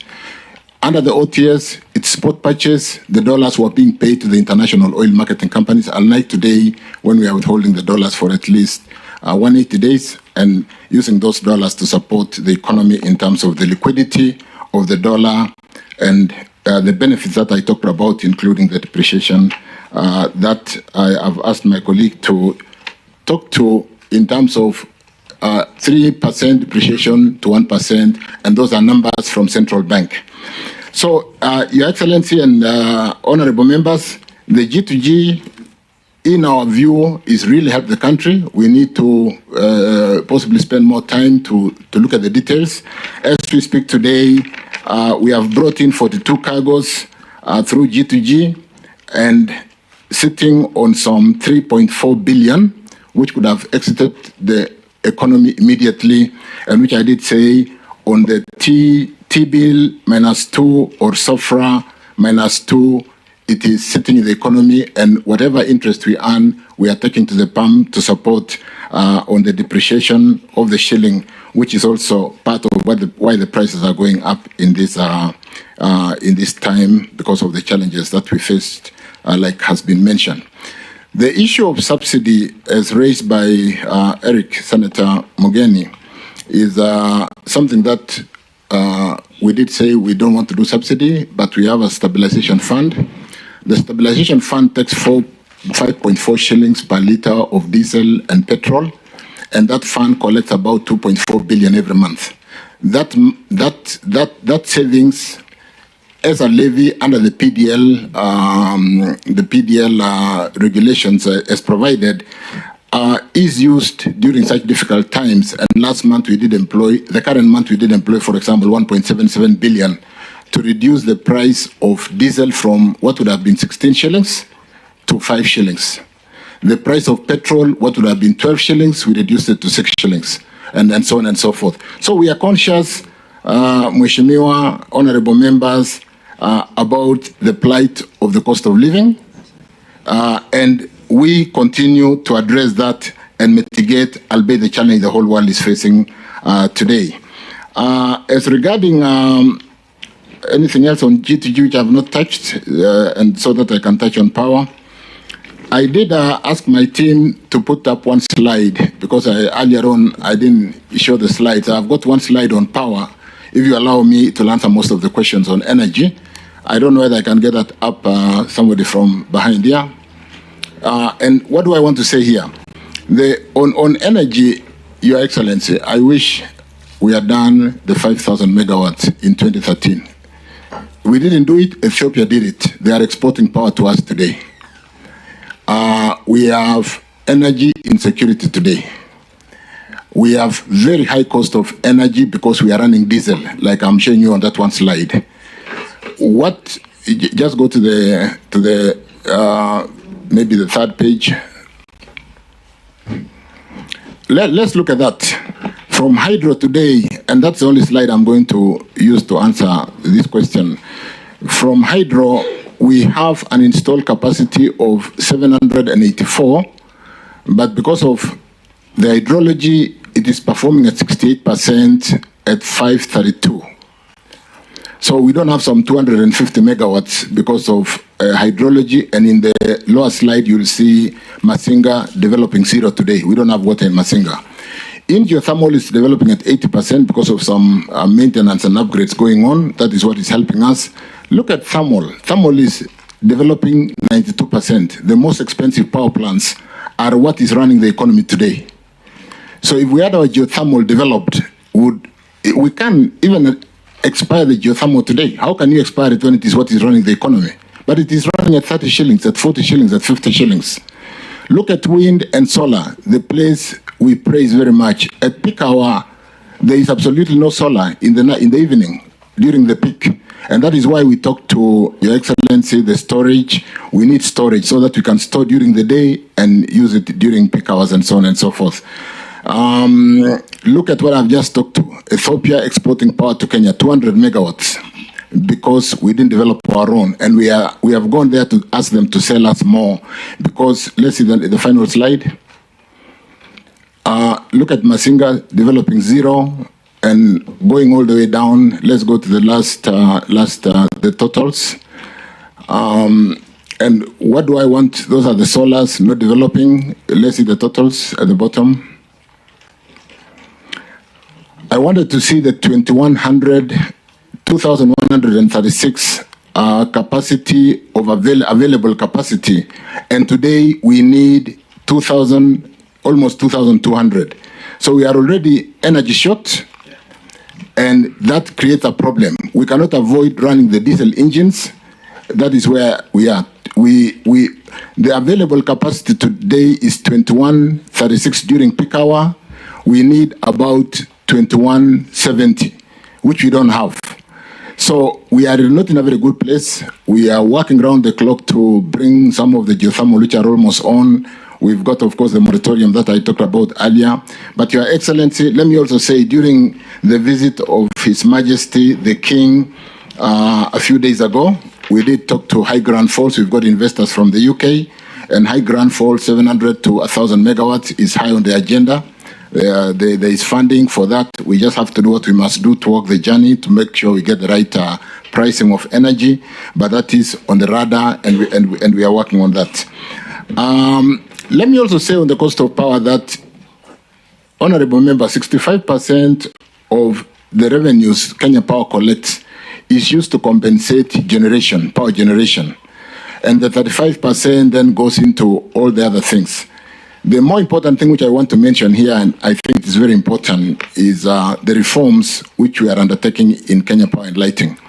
And one of them is the fact that Kenya Power today buys some 12,000 gigawatts of energy, and they only sell about 9,000. So we are unable to account for 3,000 gigawatts. 25% of the energy that we pay the generators for, we don't sell. Either it gets lost in transmission losses, commercial losses, which includes theft of energy, and so on and so forth. We've asked Kenya Power through a cabinet-approved paper that we need to bring down the power losses to 16% from 23%. We are restructuring Kenya Power to bring in knowledge and capacity of the minority shareholders who own 49.9% against the government shareholding of 50.01. And where today we do nominate all the directors to the board in spite of the 49.9% shareholder.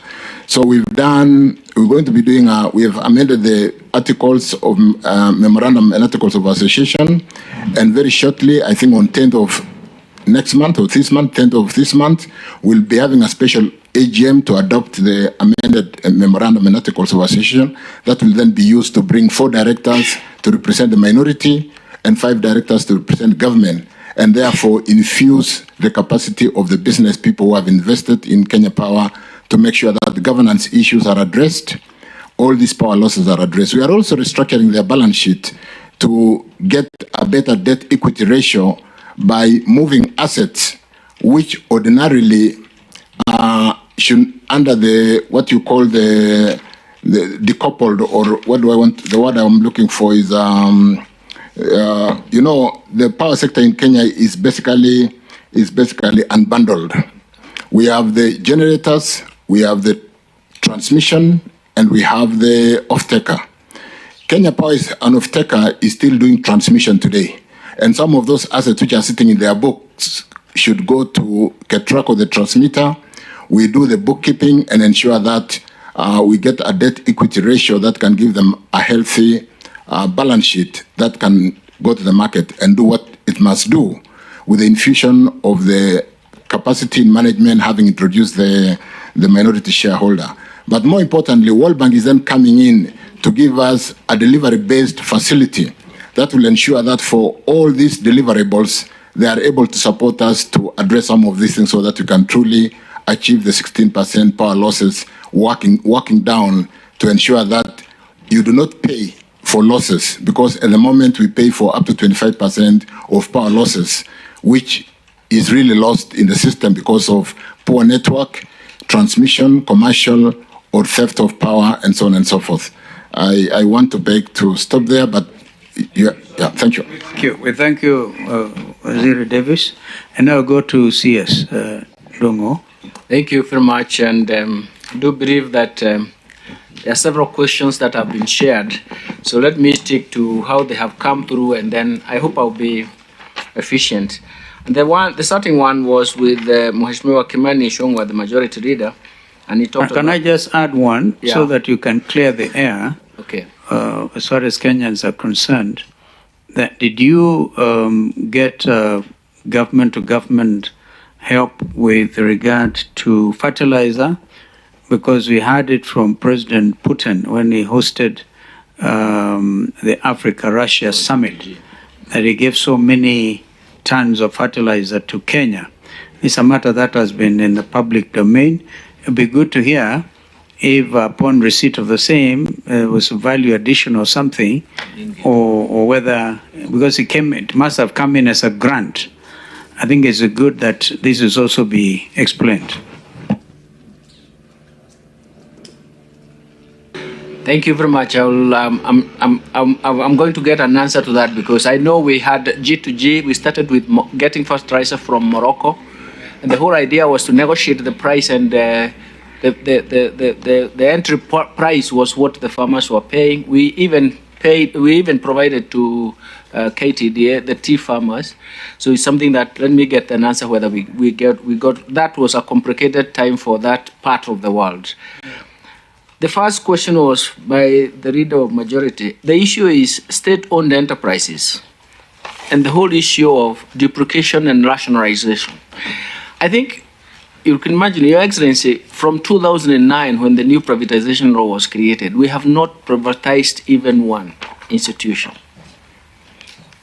It's a whole, can I say, depressing issue that the privatization law was supposed to remove the SOEs that are the government doesn't need, leave those that are just going to be strategic for purposes of helping the market.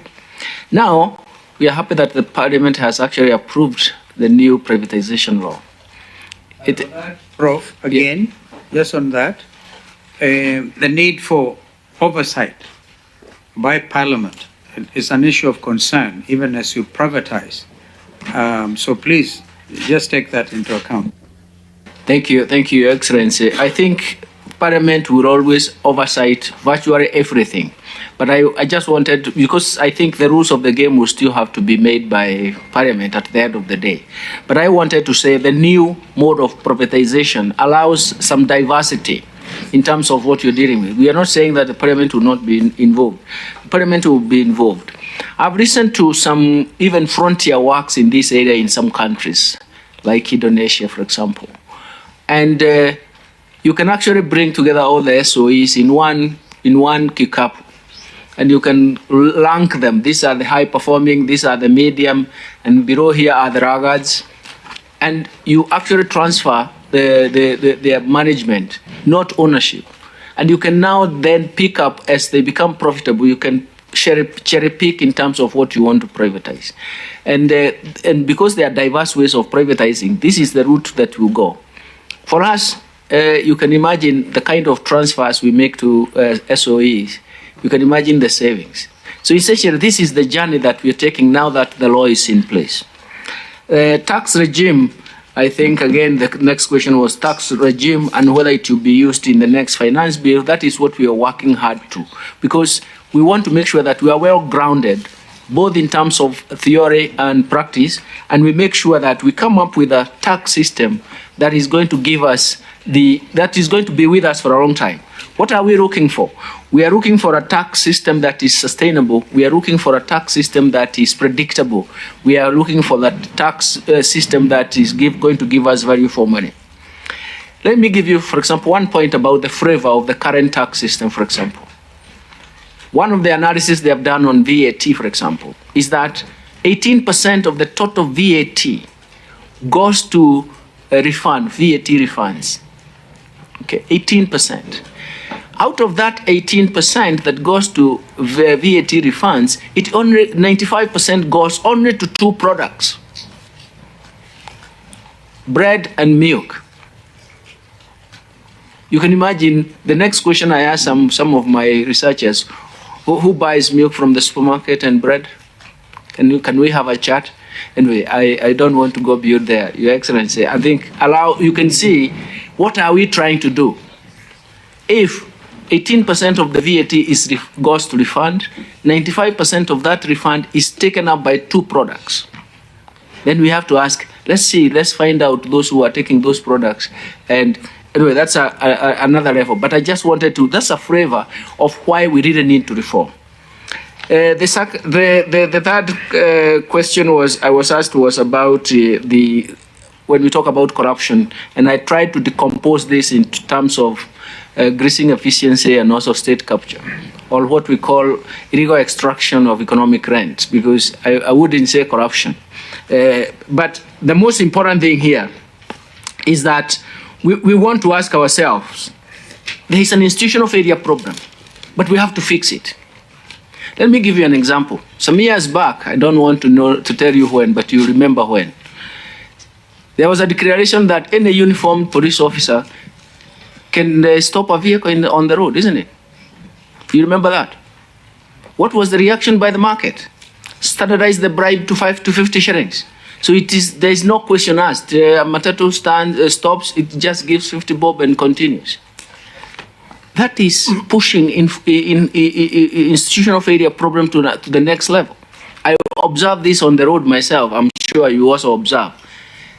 So you can see we need to step back and come back and say, let's force our institutions let's push our institutions to operate the way they are supposed to operate. I was asked the question about the disequilibrium in the macro space, which also contributed to the nominal exchange rate movements. But also, I think my friend Udai had asked also why Tanzania and Uganda is not the same. They did not interfere with their market. You know, the bottom line is this. When you affect the non-tradable prices, even now, even like this morning, I was still looking at our structure of non-tradable prices. They are still pushing. They are still not yet finished the adjustment process. They are still pushing for the exchange rate depreciation because they are showing there is a disequilibrium. It's a good example of, we used to talk about many years back, the resource problem, the natural resource problem. You know, there are some years that the government was the only investor and it was investing in non-tradable sector. If you make yourself the only game in town, you'll be the only game in town, but that game will not last long. That is what is happening. That is why the nominal exchange rate has to now adjust because it was held constant. Every time I turn, this is my, I think there's somebody who mentioned, my friend, you mentioned that this is 10 months, but I think mine is like 11 months since I took this job. You can imagine the speed at which I have been trying to cover to run some of these things. Where did we fail? Where did the policy failures start? And how can we fix it? Now, Your Excellency, now I come to your questions. One of the things I need to let you know, while I was away after the policy tour, after Central Bank, I came back to realize that the tax to GDP, we call it tax effort, was 22% in Kenya. And somebody also made the message clear that Kenya was doing better than all the countries combined. 22% of tax to GDP was the revenue. That was when Kenya government was financing its total expenditure, both recurrent and development, to the tune of between 96% and 98%. I was one of those people who pushed the East African community, especially the governors, to argue that our convergence criteria is 25%. Go ahead and do so much work. And I was looking at it that we are only 3% to go, isn't it, to get to 25. I have come back for another tour of policy duty to realize that we had gone down to 13.7%. You cannot do, it cannot happen unless there's a major structural change. Right now, we are struggling, we are at 15.8%. That's why you see the fiscal gap. The whole issue is that if we move to 9% of fiscal gap, we started accumulating so much debt, so that we have to clear that for us even to think, because it has to be financed. Now, just imagine the IMF, we have agreed we are moving towards 19%. Just imagine the other countries were moving on. So in a sense, we have to pay for these policy mistakes, and I think this is something that we feel has really been a problem. That is why, when we are having a fiscal gap of around 5.2% now, even though we had targeted 4%. This 145 billion, it is ranging between 0.9% and 1.2%, was actually being pushed by purely interest rates, expenditure, and because of the depreciation. So it means we have very little flexibility. It means that because, by the way, by having 22% of GDP coming from tax revenue and financing 96 to 98% of government total budget, both recurrent and development, it means that the government, the government sector was also building up. So it's going to be difficult to say now, let's cut it back today. It has to be financed through recurrent expenditure. Perhaps sometimes we pause the development, the spending. And that's why let me clarify that affordable housing tax is a tax, but it is being used as an intervention in a targeted sector, affordable housing. Well, that's why I'm calling it also at the very end an investment. Now, there are two things that I'm perplexed about. Expanding cities cannot work if we don't have affordable housing. And let's not assume that expanding cities can only be in Nairobi and the major cities. We can also create other smaller cities, satellite cities, but they will be given a boost by this kind of targeted intervention and targeted investment in that sector, because it has a large impact in the economy. It can pull the economy with it, and that is why we are so passionate about it. Mheshimiwa Omar, I do believe that the G2G is an interesting case. The G2G was a success. I had to spend a lot of time sitting in the ministers for, like, especially Tanzania and Uganda, how it is working. By the way, let me give credit to our market. Our market is very efficient at the import and retail level. The only thing that was hitting them was the dollar availability. And we found them with swaps in banks. They were crying. They could lengthen the swaps. The biggest problem was how the swaps were working. Okay? They will give you in shillings, but the dollar is depreciating. Then everything becomes a problem when they are repaying it. It was a problem. Let me say, it was also a problem even when I was a governor. But that time the quantities were small and the market was trading in high figures. But you could see the repos. Sometimes you see the repos, they push the shilling by 2 shillings, then you ask what is the problem, they tell you we are looking for dollars, then they say, okay, continue looking for it, the market will correct itself. But that's when there is abundance. You know, the intervention that we do, by the way, somebody also asked why we should intervene. The intervention you do in a floating exchange rate is the one that you actually watch and decide that, okay, if the dollars are the ones that are scarce, I'll push some dollars in the market and withdraw the shillings. Okay? It is an operation. So in a floating exchange rate, even the reserves become part of an indirect instrument of monetary policy. That's how it should happen. If the dollar is becoming the dollar is depreciating because there's so much dollars in the market, you suck the dollars and you push the shillings out. Those are the interventions that markets believe. And because it's a competitive behavior, you're not allocating shillings or dollars. You're actually posting it in the Reuters and let everyone quote. It disciplines the market. Don't forget that in markets where repeat purchases is a good game, it works to discipline the market. And that's why the G2G is good. But you see, let me come back to our market. We are only lifting the oil and coming to the supply, and then the market takes over. Okay? So we are just helping that. And us is a framework agreement. They decide what. Banks are opening their LCs. So many banks are now opening their LCs. So we are happy about that. Yeah, okay. Sorry. Okay, I'll come to that. Cost of living, yes, food and fuel are the main drivers. They are erratic, and you are right. They are erratic. Sometimes you can find inflation jumps to 15%, and within no time, food is available in the market, it goes down by a margin of 10%. So they are erratic. The problem is that they don't form the core. So it means that the decisions we take are also to try and push tighten monetary policy and then watch what happens. Right now, the central bank is watching after 3 months of this. Where are we? Can we analyze the results? It's the same thing in the US. They said we pause, but we start looking at it and analyzing the results. Then the other day, I listened to the discussion. We were sitting in the discussion, and the U.S. Secretary of the U.S. Treasury said that the core inflation is not responding, but other forms of inflation are responding. If the core inflation is high, then you know that interest rates will remain elevated. Now, let me come to the dollar behavior and some concerns about holding. There is no holding, but there is always self-fulfilling expectations. Then what would drive this? First, the Eurobond. I mean, everybody knows about the Eurobond. I don't need to explain it, but I'm also saying it is a debt that was negotiated at 6.5% for 10 years to be paid as a bullet payment.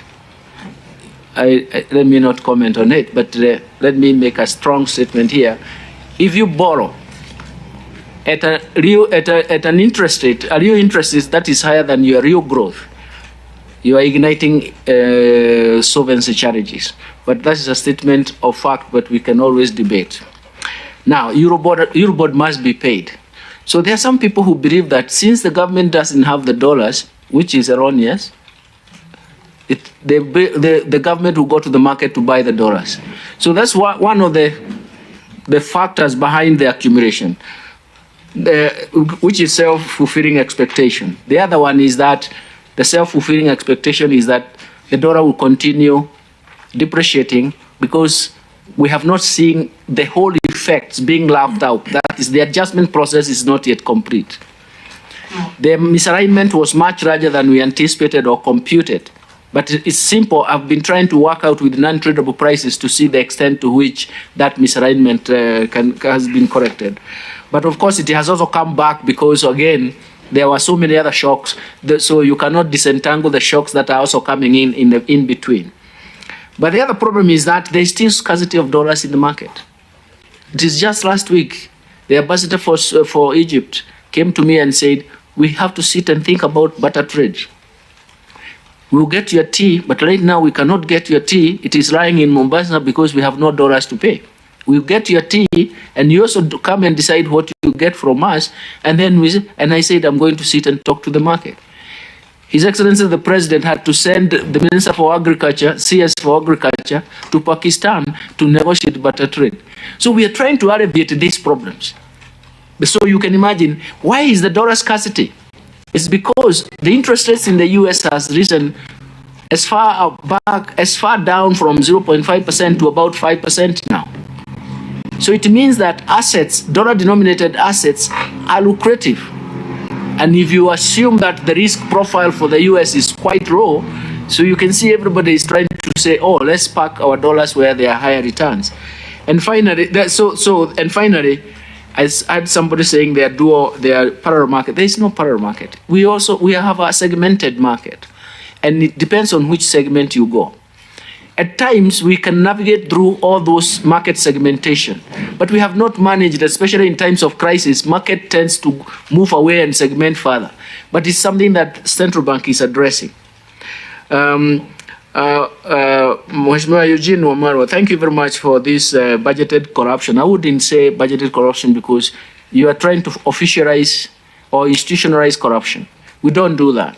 And in fact, in the paper, what you are trying to quote, what I actually said, is that when this issue came up, I said that that is the control of government, COG, is an office.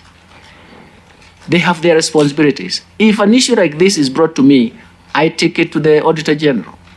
I want to get the true results. What we have given you is our true numbers. So what we are going to do now is that because I've already pushed this to the AG, as to the Auditor General, I want to wait for that because essentially you cannot make a statement unless you have also provided the facts. I have provided the facts to you. Those are the real data. The budgeting issue was answered, but let me put it this way. In times of crisis right now, we are looking for anywhere to slash. But most of the ministries and departments come and try to defend their budget very hard. So it is not, because we start from, I think it is an interesting case, because even when they say this is their budget, when we come and speak to Parliament, they also do their own game and slash where they think is important. And ours is not the final. But we have to do that. But because they defend their budget on the basis of what they're doing, it becomes quite expensive.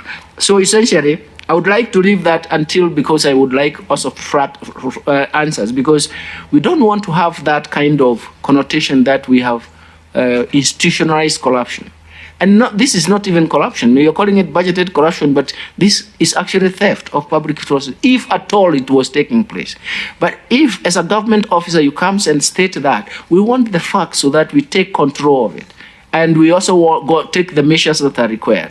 That's the way I would like to leave it. That's why I made just a short statement of facts and paraded them and just said that I would have been told, look, I even went further to check, do I have a letter trying to say that there is a problem here? Because essentially we disburse on the basis of the budget. Mheshimiwa Catherine, thank you very much. Cost of living to Kenyans, we know is a problem. We have been here. We have been hit by structural shocks most of the time. I dealt with this crisis in 2011. A severe drought, food shortage, fuel prices were rising. When you combine importation of food, importation of fuel, their impact on domestic prices is more than unity. So it's going to be amplified. And that is where we have a problem, because it can start driving itself. Now, what we have done, and this is okay, adding to the question that was raised by Mheshimiwa Wadai, is that we had the easiest and simplest solution first is bring the food in the market. How do we bring the food in the market? It is actually to import. Because even if you reduce taxes, it cannot solve the problem, because the prices are being driven by the scarcity value. And this is, and you can tell this is more prohibitive than we actually think. So if we import food and exempt them from duty, and we also bring in a very strong mechanism for distribution to bring them into the market, things work out. Things will work out in the short term. But we learn our lessons. That's why we are all talking about climate change, smart agriculture, what do we need to do, the dams. In fact, talking to the World Bank, the new World Bank president, he's talked about we need a big bet for climate change. We start looking at land, looking at agriculture, looking at irrigation and smart agriculture. That will solve the whole problem. It's a whole system of so many things that we really need to do. You are right, Mheshimiwa Udai, again. I think the market has let us down. I've been looking at the market, for example, for the for public sector debt. That is bond market in the trading. Again, I left that market very vibrant. I even was championing for savings and development bond for 30 years. So we not only have to look at NSE, what is happening, but also how bonds are trading. Because I think I've called the market, especially regulators, we sit and discuss this. We may have started being beaten a long time ago, but we want to reverse this tide. And you are right, your observation is correct, because essentially, if you are trading your shares and there is no predictive behavior, or there is what I may call conflict of interest in terms of how the market is allocating those resources, that market will not survive. And market is our savior here. And that is a very important issue that we need to bring up. So, from the combination of what I said earlier about where we were in terms of the government, the size of government, the taxation, tax to GDP, and how it has declined, we have retro space, we have no fiscal space. even to change direction. Somebody even asked me, where is the money for El Nino? When we went to discuss the El Nino and the emergency response, the first thing I said is that we have to have 3 lines of defense. The first line of defense is that if El Nino strikes, we are going to see how we reallocate our budget at every ministry, at every county government. The second line of defense is government will look for its own resources, how it can reorganize to salvage the situation. And the third line of defense will be our multilateral institutions have components of these crisis measures. So we are doing that, we have activated that. But in a sense, we also came back and could not process information properly because the information initially was there will be El Nino. And then after that, there was mild discussion about El Nino, and then a full-blown elaboration by meteorological department said we may experience heavier than normal rains, but not El Nino. So everybody went back to the back seat, but now the reaction we are seeing and the pictures and even the experiences from people in those areas we are seeing is that we have to activate the initial program of how we deal with it. The whole issue, I think I've touched most of the things except the one you wanted me to touch. I think we have worked on it. I think okay. I've touched most of the things. Let me say this. I will make sure that I think we haven't brought fertilizer from Russia. I can say we are not so sure. We haven't got information yet, but I do know that we brought in fertilizer from Morocco because that was the first impact. Let me say this: the most important thing is that when we are in a crisis, we have to come together and see where do we think we can resolve the crisis. Right now, the front line, all of us should be, let's import food so that duty-free, so that we actually solve the hunger problem right now. We use the resources we have to solve the El Nino. Then after that, we'll be saying, since we don't want to be beaten again, we want a sustainable model of economic development that is going to support us. Let me say, the point that she was making about capital accumulation, affordable housing is an investment model. That investment is going to support our capital accumulation. I've been working even with other people like Justin Lin from China in structural models, and he said, our capital accumulation is so low that we cannot ignite economic transformation. Why? The bottom-up economic transformation agenda by Kenya Kwanza is there. Economic transformation is actually going to be the answer for our economy. But it will not happen on its own. We really have to work, and that is why we need interventions like the one he's talking about, affordable housing, a Hasra fund. All other interventions that we are parading are going to be very, very important. Because this is what will make us sure that in future, even when we are hit by crisis, we have flexibility to deal with the crisis. And that is where we also have fiscal space. Fiscal space will signal fiscal consolidation and debt sustainability. I think I stopped there because I think most of the other issues were touched on in a different way. Thank you very much. Coach, I think the issue of Russian fertilizer was not an importation by the government. It was a donation. And I think it came from the Russian side.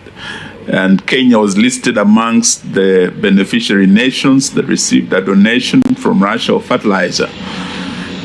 Whether we receive in times of crisis, if we are receiving, and when I was at the Ministry of Devolution, whenever we receive a donation of rice from China, we declare. Has this been declared? Has it been confirmed? I will refer it to the Ministry of Agriculture, and I will come back to you, Mheshimiwa Wamarwa. You come back to us, Prof. Yes. You will not come back to... okay, I'll come back to you because I don't have that information. Thank you. We were trying to get to the minister as we were sitting here. In fact, the figure, if I correctly remember, was 34,000 metric tons. Yeah. Okay. Excellency, just one last thing. If you do, I know we're all tired. Professor, you said that this whole thing of the G2G was supposed to add dollars into the market. So by Churchill's own submission, you have therefore put about $3.4 billion into the market by deferred payment. Number two, you're saying Pakistan and Pakistan and Egypt, which is the biggest importers of tea, are saying we don't have dollars, so they want you to barter with them. So is this dollar crisis nearing an end anytime soon? Thank you. Actually, we wanted to save dollars, not to add to the market, because essentially the export sector was demanding. Was demanding so much dollars every month. In fact, every month it was like, can you intervene? Can you give us reserves? That's what they were telling the central bank. So we wanted to save that situation so that, one, the volatility it was creating was massive. Two, the quantum of dollars it was now buying, even though they will come back through sharings and then again transform, was quite massive. That's one aspect. The second aspect is that we are still in a dollar global shortage. And that is why countries like Egypt and Pakistan wanted to do better trade. If you look at even the Eurobond for Egypt, the way it's trading, last week I checked, it was trading at 24.3%. It's a crisis.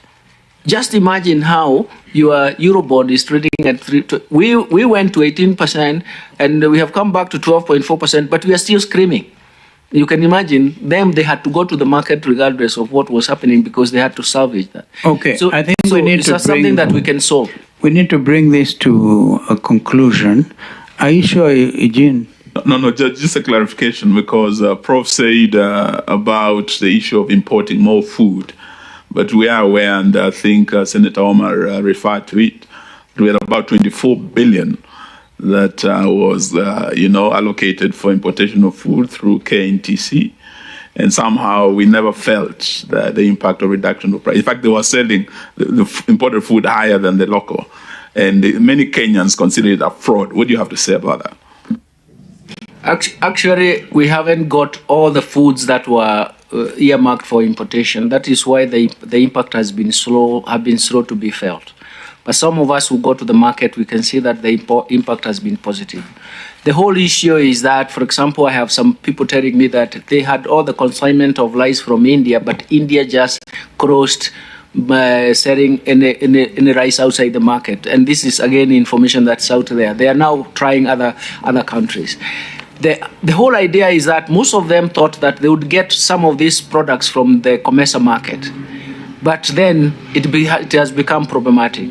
So in a sense, what I think is happening is also market search costs are becoming very high because some countries are reacting because some of them don't know whether this supply problem would be persisting. Thank you. We thank you and your team, Davis, for coming before us, and Abraham, we had you, P.S. Hinga.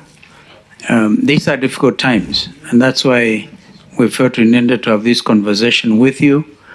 The committee will recess to look at what is possible.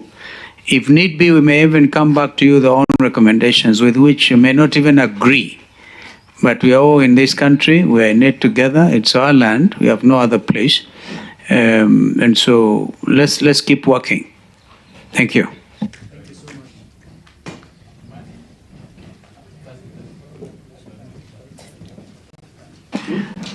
We had agreed on our own work schedule, so we meet on Thursday.